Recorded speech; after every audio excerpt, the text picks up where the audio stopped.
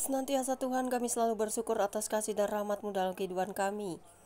Kiranya apa yang terjadi di dunia ini mendatangkan sukacita bagi kami orang-orang yang selalu menantikan Maranatha, nantikan Kristus Yesus datang kedua kali. Kami tetap rindu Tuhan bersekutu dengan-Mu setiap hari dalam doa pujian penyembahan. Kami rindu membaca Alkitab setiap hari, kami tak bisa lepas dari firman-Mu. Karena firman yang hidup itu membangkitkan semangat dan jiwa yang roh. Kami berkobar-kobar untuk memuji menyembah Engkau. Secara pribadi kami bahagia memiliki harta terbesar di dunia ini, yaitu Engkau. Yang tak bisa hancur, tak bisa punah, tak bisa juga hilang dari semua hal. Karena Engkau adalah keabadian, Engkau adalah kekuatan kami terbesar, dan satu-satunya pemelihara hidup kami yang memberikan kami napas sehingga kami boleh bergerak, boleh melakukan aktivitas kami hingga pada saatnya kami tiba dan bersatu kembali dengan-Mu. Kami akan kembali menjadi debu tubuh yang terbuat dari tanah ini. Tetapi roh kami kuat di dalam Engkau Bapa. Roh kami yang selalu bersekutu dengan-Mu, memuji menyembah Engkau. Bahkan kami bersukaria diberi berkat selalu, baik kecukupan, kelimpahan, makanan, dan segala hal. Karena kami merasa tidak ada yang kurang di dunia ini, kecuali jika kami kehilangan Engkau. Kami akan merasa kurang jika kami tidak bersekutu dengan Engkau. Kami akan merasa kurang jika kami tidak datang kepadamu, bahkan jika Engkau jauh dari kami. Jangan jauhkan roh-Mu dari kami Bapa. Tetaplah pegang erat tangan kami, karena kami akan selalu mengaku dosa-dosa kami dan bertobat setiap hari, untuk kami mau layak di hadapan-Mu. Kami mau membersihkan hidup kami, tubuh, jiwa, roh kami, agar menjadi suci dan berkenan di hadapan-Mu. Bukan hanya sebatas perkataan, tetapi kami akan mencoba bertobat setiap hari, mencoba untuk menjauhi dosa-dosa, mencoba untuk tetap baik kepada sesama, dan tetap melakukan kebaikan kepada semua orang tanpa pandang bulu. Engkau adalah kekuatan kami, Sang Sumber. Jamah semua bangsa-bangsa di dunia yang sedang dalam keadaan berperang. Jamah penguasa-penguasa dunia yang jahat. Jamah mereka, para elit-elit global ataupun siapapun mereka yang memiliki dunia ini. Karena bagi kami pertobatan itu lebih berarti daripada 1000 orang yang tidak mau bertobat.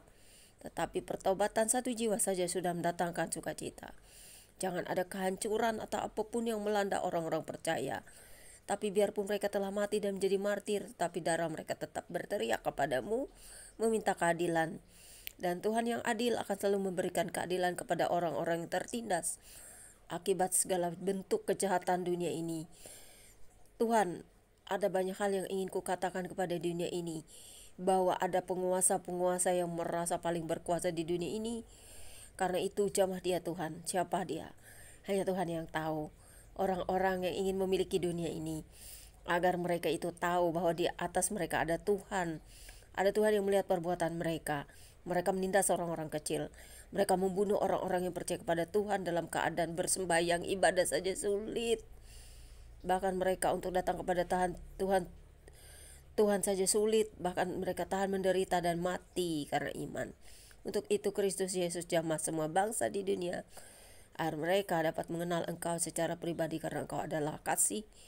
Engkau mengasihi semua orang. Engkau tidak ingin ada kejahatan, tetapi manusia keras hati dan jahat dan lebih memilih kegelapan. Karena itu jamah pertobatan untuk seluruh dunia, siapapun kami di dunia ini. Amin. Pembacaan Alkitab kita di siang hari ini terambil dari 2 Raja-Raja 24 ayat 8 hingga dengan ayat yang ke 17 dengan perikop Yoyakin Raja Yehuda. Terdapat juga di kitab 2 Tawari 36 ayat 9 sampai 10 yang berbunyi demikian. Yoyakin berumur 18 tahun waktu ia menjadi raja, dan 3 bulan lamanya ia memerintah Yerusalem. Nama ibunya adalah Nehushta binti Elnatan dari Yerusalem. Ia melakukan apa yang dikerjakan kepada Tuhan, tetap seperti yang dilakukan ayahnya. Pada waktu itu, majulah orang-orang di Nebukadnezar, raja Babel, menyerang Yerusalem dan kota itu bertutup. Juga Nebukadnezar, raja Babel, datang menyerang kota itu, sedang orang-orangnya mengepungnya. Lalu keluarlah Yoyakin, raja Yehuda, menghadapkan raja Babel.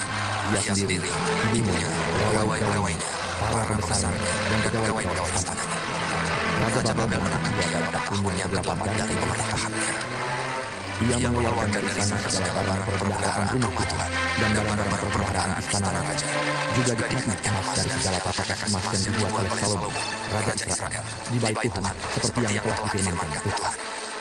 Ia mengangkut seluruh penduduk Yerusalem ke dalam pembuangan, semua panglima dan semua pahlawan yang gagah perkasa, 10.000 orang tawanan, juga semua tukang dan pandai besi. Tidak ada yang ditinggalkan, kecuali orang-orang lemah dari rakyat negeri. Ia mengangkut Yehoyakim ke dalam pembuangan ke Babel, juga ibunda raja, istri-istri raja, pegawai-pegawai istananya dan orang-orang berkuasa di negeri itu, dibawanya sebagai orang buangan dari Yerusalem ke Babel. Semua orang yang gagah perkasa, 7.000 orang banyaknya, para tukang dan para pandai besi, 1.000 orang banyaknya, sekalian pahlawan yang sanggup berperang, dibawa oleh Raja Babel sebagai orang buangan ke Babel. Kemudian Raja Babel mengangkat matanya paman Yehoyakin menjadi raja menggantikan dia dan menukar namanya menjadi Zedekia. Saudara-saudara, ada banyak hal yang kita bisa pelajari dari semua apa yang kita baca tentang sejarah bangsa Israel. Jika ada keturunan dari bangsa pilihan yang telah jahat di mata Tuhan dan melakukan kekejian, maka Tuhan akan menghukum dia. Dan kita tidak tahu apa yang terjadi. Mungkinkah mereka ada hal-hal yang menyakiti hati Tuhan sehingga semuanya begitu kacau. Apa yang terjadi sekarang maupun yang akan datang, kita hanya berserah diri saja. Kita akan memandang ke Yerusalem bahwa Tuhan akan berperang melawan musuh-musuhnya, tetapi Tuhan juga akan melakukan keadilan kepada orang-orang yang tidak bersalah. Kita tidak tahu apakah bangsa Israel ada kesalahan sama Tuhan, karena sampai hari ini ada banyak yang belum bertobat. Dan mereka semua kita doakan untuk menerima Mesias yang asli dari surga, yaitu Yesus Kristus. Bertobatlah hai Israel selama masih diberi kesempatan. Bertobatlah hai Yehuda selama masih ada kesempatan. Tuhan mengasihimu, kami orang-orang Kristen mengasihimu, dan orang-orang yang kenal kebenaran mengasihimu.